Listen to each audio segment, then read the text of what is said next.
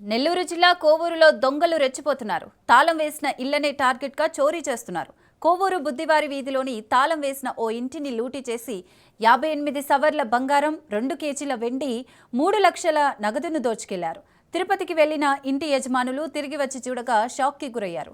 ఫిర్యాదుతో సంఘటనా స్థలం చేరుకొని పరిశీలించిన నెల్లూరు రూరల్ పోలీసులు క్లూస్ టీం ద్వారా వేలిముద్రలను సేకరించి దర్యాప్తు చేపట్టారు. పగలు రాత్రి అని తేడా లేకుండా తాళం వేసిన ఇండ్లనే దొంగలు చోరీ చేస్తున్నారని డీఎస్పీ శ్రీనివాస్ అన్నారు.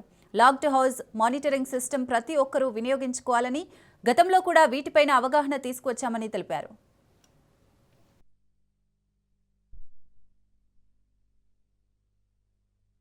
పోర్లు సుధాకర్ గారని గొల్ల వీధిలో కొవ్వూరులో రాత్రి వాళ్ళ ఇంటికి వచ్చి చూసేటప్పటికి ఇంట్లో మెయిన్ డోర్ బ్రేక్ చేసింది. అలానే ఇంట్లో వస్తువులన్నీ చిందరవందరగా పడి ఉన్నాయి.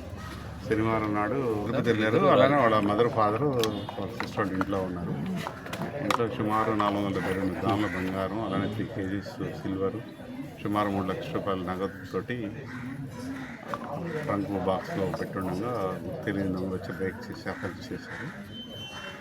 దీనికి సంబంధించి స్పెషల్ టీం ఒకటి ఫామ్ చేసాము. సిసిఎస్ ఇన్స్పెక్టర్, అలానే మా సుధాకర్ ఇన్స్పెక్టర్ గారు అందరూ టీమ్స్ ఫామ్ చేసి ఈ కేసు డిటెక్ట్ చేయడానికి తప్పనిసరిగా కృషి చేస్తాము. మెయిన్ ఏంటంటే అందరికీ మేము రిపీటెడ్గా చెప్తా ఉన్నాము, దొంగతనాలు చేసే మెయిన్ టార్గెట్ ఏంటంటే లాక్డ్ హౌసెస్.